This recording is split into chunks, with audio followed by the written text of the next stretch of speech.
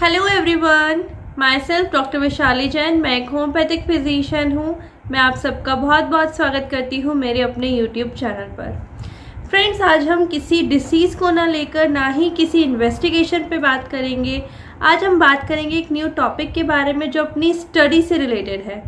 एक बहुत छोटा सा टॉपिक लेंगे और उसको 2 बुक्स से कवर करेंगे, जिसका नाम है Boericke's materia medica and keynotes of Allen's materia medica. आज हम इन 2 बुक्स में से सल्फर की स्किन को पढ़ेंगे। तो चलिए शुरू करते हैं।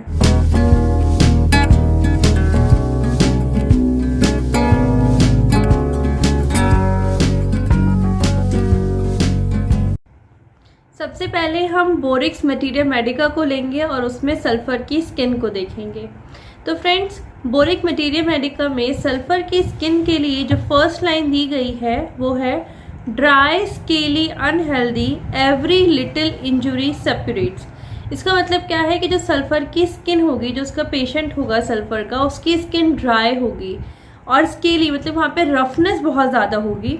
अनहेल्दी बिल्कुल भी देखने में अच्छी नहीं लगेगी, बहुत ड्राई सी रफ सी स्किन होगी तो वो देखने में भी अच्छी नहीं लगती, तो इसलिए unhealthy. Every little injury separates, कोई भी छोटी से छोटी उसको चोट लगती है तो उसमें पस बनने लगती है। तो first line dry scaly unhealthy every little injury separates. Sulphur की स्किन बहुत ज़्यादा ड्राई होगी, रफ होगी, छोटी से छोटी चोट भी उसको सेपरेशन वहाँ पे पस जमा कर देगी।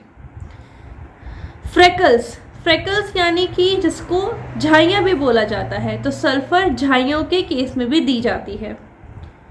Etching burning worse from scratching and washing, इसमें जो सल्फर की स्किन है उसमें खुजली बहुत ज़्यादा होती है पेशेंट को, उसमें खुजली में जलन भी बहुत ज़्यादा होती है और अगर वो उसको खुजाता है या उसको धो लेता है तो उससे उसकी प्रॉब्लम्स, उसकी इचिंग और ज़्यादा बढ़ जाती है, उसको और ज़्यादा जलन होने लगती है।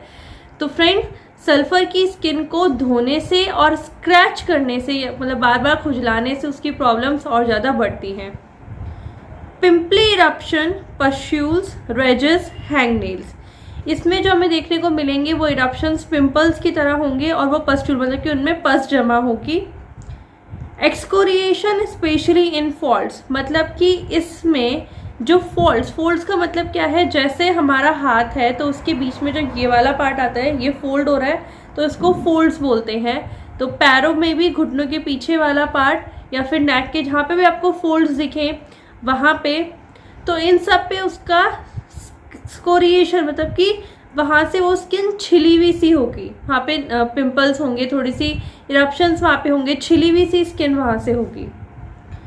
Sensation of a band around the bones, उसको ऐसा लगेगा जो उसकी हड्डियाँ है उसके चारों तरफ एक बैंड बंधा हुआ है। Skin affections after local medication, तो यह हमें मिला इसका कॉज कि क्या कॉज है। इसका कॉज है कि हमने कोई भी कॉस्मेटिक का यूज़ करा, मतलब कि हमने कोई भी क्रीम का यूज़ करा या फिर कोई लोशन लगाया या कोई फेस वॉश का यूज़ किया या फिर कोई और कॉस्मेटिक प्रोडक्ट का यूज़ किया, तो उसकी वजह से जो स्किन पे प्रॉब्लम्स आती है उसमें सल्फर दी जाती है। Pruritus specially from warmth in the evening often occurs in spring time in damp weather. Pruritus का मतलब है खुजली, इचिंग, पूरी बॉडी पे जो उसकी खुजली होती है वो गर्मी से ज़्यादा बढ़ती है, इवनिंग के टाइम पे ज़्यादा होती है, स्प्रिंग टाइम पे ज़्यादा होती है और डैम्प वेदर यानी कि जब बारिश का मौसम हो तब बहुत ज़्यादा होती है।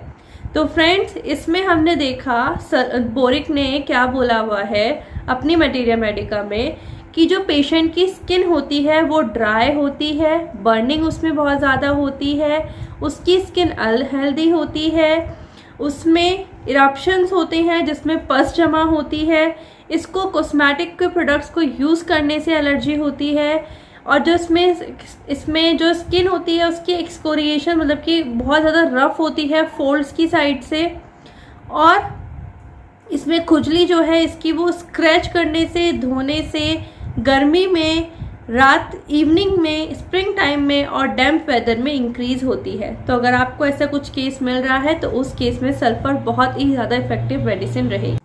आइए अब देख लेते हैं कि keynotes of Allen's materia medica में क्या लिखा हुआ है। इसमें लिखा हुआ है first line boils coming in crops in various parts of the body. Boils मतलब कि जहाँ पे इरप्शंस होता है और उस इरप्शन में अगर पस जमा हो तो उसको बॉयल्स बोलते हैं।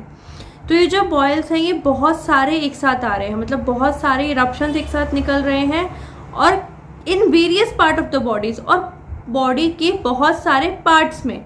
और a single boil is succeeded by another as soon as the first is healed. या फिर ऐसा होगा कि एक बॉयल निकला है वो ठीक हो गया, उसके बाद दूसरा निकल गया, फिर से एक बॉयल निकला वो ठीक हुआ, फिर दूसरा निकल गया, फिर जब वो ठीक हुआ तब तीसरा निकल गया। तो इसमें दो कंडीशन है कि बॉयल्स आपके या तो बहुत सारे एक साथ निकलते हैं या फिर एक ठीक होता है फिर वापस से एक निकल जाता है, फिर एक ठीक होगा वापस से अलग एक और निकल जाएगा। तो इस केस में सल्फर बहुत ही ज़्यादा इफेक्टिव मेडिसिन रहती है। Second line, skin itching, voluptuous, scratching, ameliorates, feels good to scratch.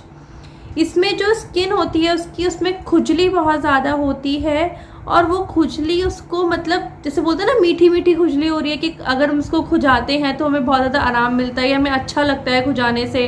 अगर हम खुजा रहे हैं तो मन करता है कि हम और ज़्यादा खुजाएं। तो ये चीज़ सल्फर की स्किन के साथ है तो उसको मन करेगा कि वो और ज़्यादा खुजाए। Feels good to scratch, scratching causes burning. जब वो स्क्रैच करता है स्किन को तो वहाँ पे जलन होने लगती है। Which is aggravated from heat of bed, जो कि वार्मथ से, जो कि हमने बोरिक में भी देखा था कि गर्मी से या फिर हीट ऑफ बेड से वो और ज़्यादा इंक्रीज होती है। सोरनेस इन फोल्ड्स, वही चीज़ आ गई वापस से कि फोल्ड्स के बीच में दर्द बहुत ज़्यादा होगा क्योंकि वहाँ पे एक्सकोरिएशन हो रहा है स्किन का, वहाँ से स्किन रफ हो चुकी है, वहाँ पे इरप्शंस आ रहे हैं, वहाँ पे खुजली बहुत ज़्यादा लग रही है। Third line, skin affections that have been treated by medicated soaps and washes। ऐसे स्किन अफेक्शंस जहाँ पर आपने कोई मेडिकेटेड सोप या फिर बॉडी वॉश या फेस वॉश या फिर वजाइनल इंटीमेट वॉश जो आते हैं उसको यूज़ करने के बाद अगर कोई स्किन पे खुजली हो रही है या इरप्शंस निकल रहे हैं, यहाँ पे कोई पस बन गया है, तो उस केस में सल्फर बहुत ही ज़्यादा इफेक्टिव मेडिसिन रहता है। तो फ्रेंड्स ये था बोरिक्स मटीरिया मेडिका और एलेंस मटीरिया मेडिका से। हम इसी तरह आगे भी छोटे छोटे टॉपिक कवर करेंगे ताकि हमें समझ में भी आए और हम एक रेमेडी को अच्छे से पहचान लें कि हाँ इसकी स्किन ऐसी है। आगे कुछ और टॉपिक के बारे में बात करेंगे, तब तक के लिए मेरे इस वीडियो को लाइक कर देना और मेरे चैनल को भी सब्सक्राइब कर लेना ताकि जब भी न्यू वीडियो आए तो आपको पता लग जाए। Thank you.